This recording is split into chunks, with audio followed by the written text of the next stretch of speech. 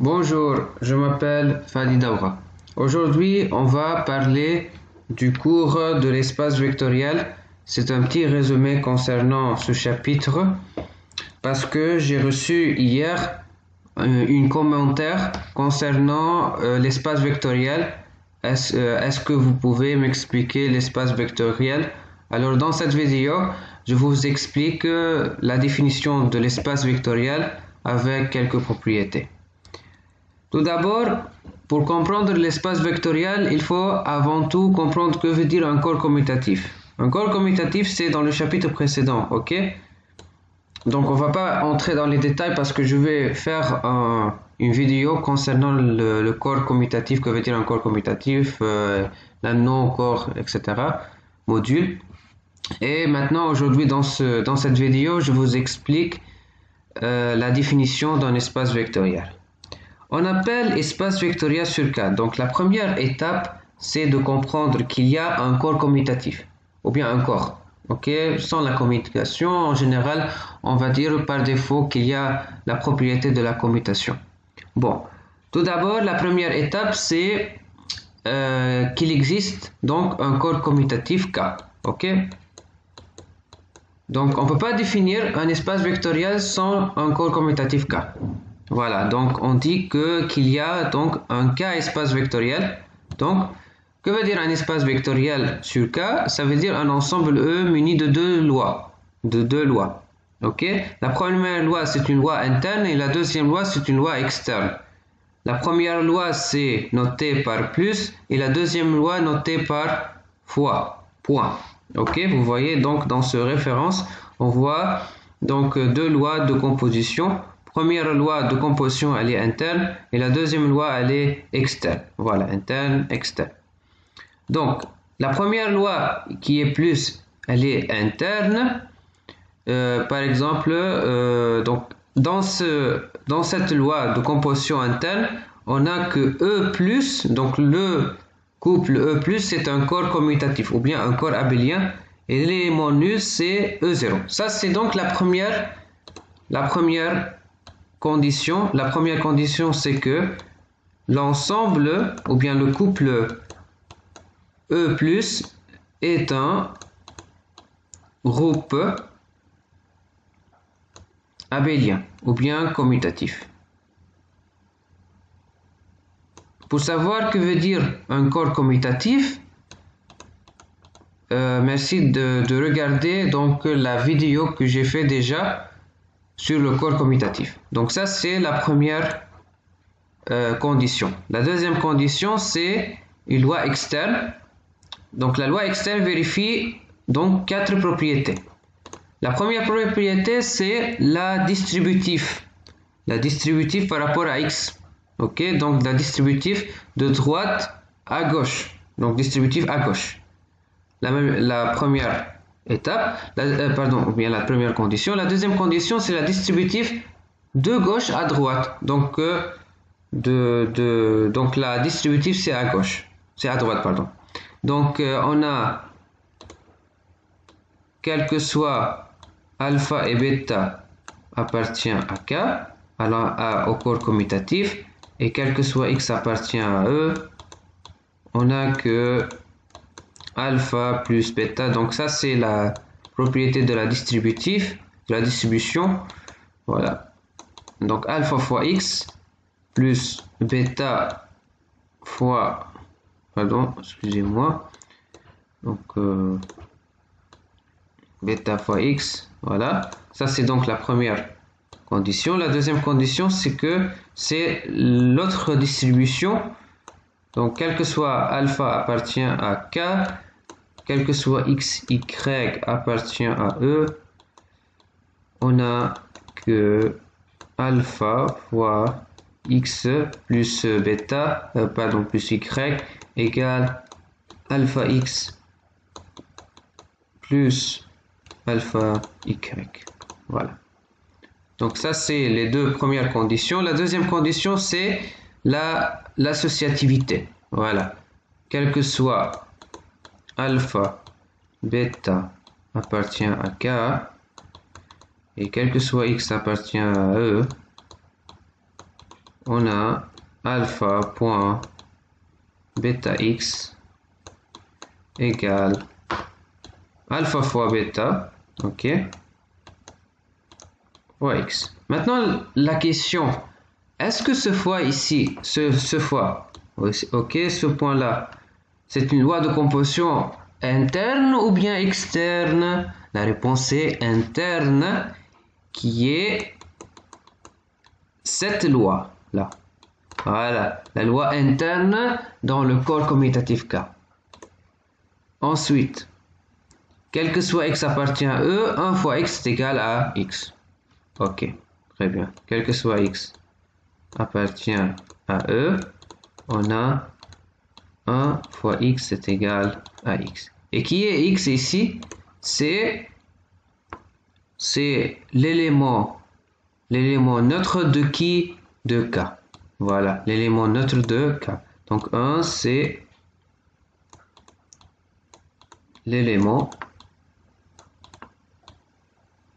neutre du corps commutatif K.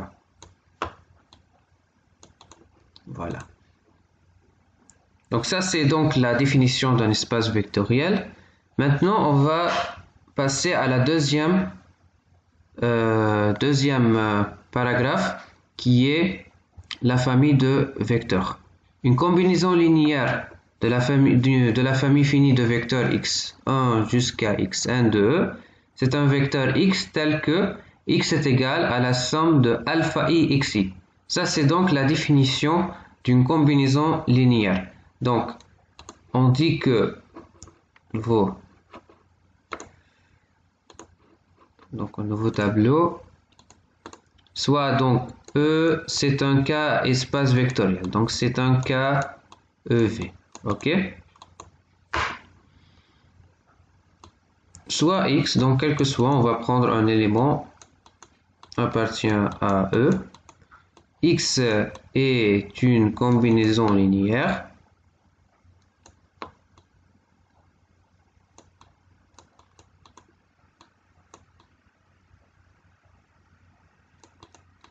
Une combinaison linéaire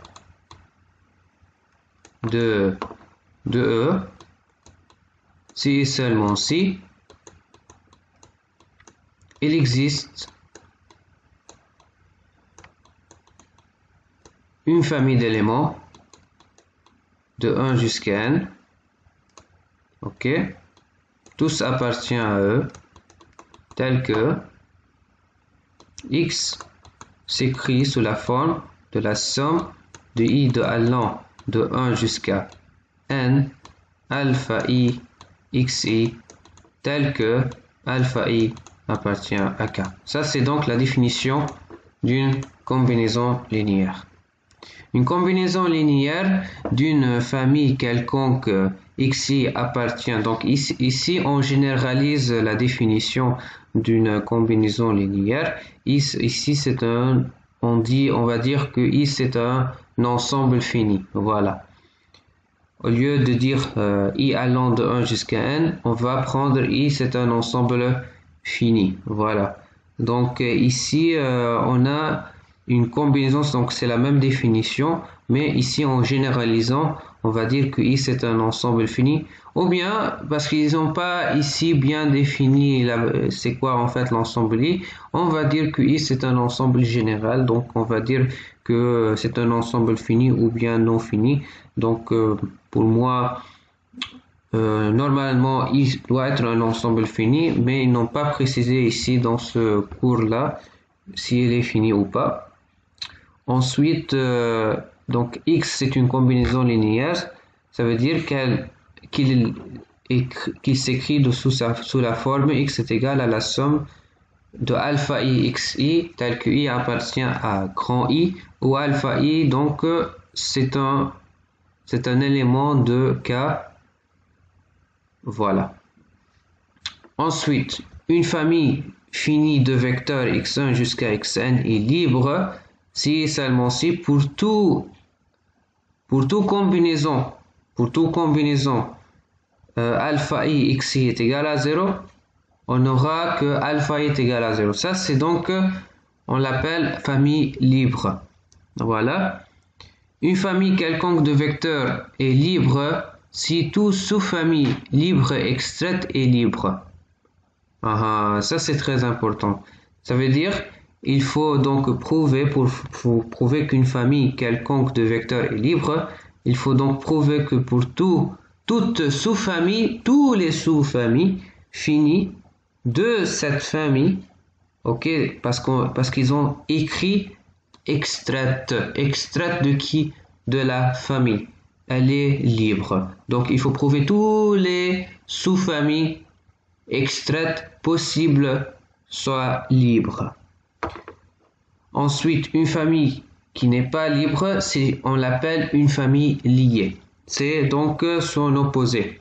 Voilà. Une famille xi, I appartient à grand I et génératrice de E, si tout vecteur de E, c'est une combinaison linéaire de xi. Voilà, donc voilà, regardez donc la définition, elle est très importante cette définition. Ici, vous voyez qu'on a donc la définition d'une famille génératrice de E. Que veut dire cette définition? Ça veut dire que pour tout vecteur de E, c'est une combinaison linéaire de cette famille. Donc, tous ces vecteurs peuvent être écrits sous une combinaison linéaire de ces vecteurs. Voilà, ça c'est très important. Ensuite, on va passer au troisième paragraphe qui est le sous-espace vectoriel. Maintenant, soit E donc un K-espace vectoriel, KEV. Une partie F de E est un sous-espace vectoriel de E si seulement si F est non vide. Ça c'est donc la première condition pour que F soit un sous-espace vectoriel. Il faut que F soit non vide. Et ensuite, F est stable par plus et stable par point. Plus c'est la loi interne et fois c'est la loi externe. Comme vous voyez dans la définition de l'espace vectoriel. Ensuite, dans ce cas-là, F est lui-même un espace vectoriel. Ça veut dire un sous-espace vectoriel de E, c'est un espace vectoriel lui-même. Ok? Donc chaque sous-espace vectoriel, c'est un espace vectoriel. Voilà. Ensuite, caractérisation des sous-espaces vectoriels. Une partie F de E est un sous-espace vectoriel de E. Si et seulement si, on a trois propriétés suivantes. Donc, au lieu de démontrer toutes les conditions qui sont ici pour montrer qu'il y a un espace vectoriel, parce qu'on utilise la propriété d'un sous-espace vectoriel pour démontrer qu'il y a un espace vectoriel. Donc ça, c'est très intéressant. Ça veut dire, pour prouver que F c'est un espace vectoriel, il suffit de prouver qu'il y a un sous-espace vectoriel d'un espace vectoriel qui a par exemple un grand espace vectoriel. Voilà. Pour démontrer qu'il y a un sous-espace vectoriel, ensuite par conclusion ou bien par déduction qu'il y a un espace vectoriel, il suffit de prouver trois propriétés. La première propriété, c'est que l'élément neutre de E, pour la loi interne, appartient à F, appartient à ce sous-espace vectoriel. Ensuite, la loi interne, elle est stable dans F, et la loi externe est aussi. Donc, ce sont les trois propriétés qui sont nécessaires et suffisantes pour montrer que F, c'est un sous-espace vectoriel de E. Ensuite, l'intersection de deux sous-espaces vectoriels est un sous-espace vectoriel. Dans la prochaine vidéo, on va démontrer cette propriété. On va prouver l'intersection de deux sous-espaces vectoriels est un sous-espace vectoriel. Ok? Je vais noter ça.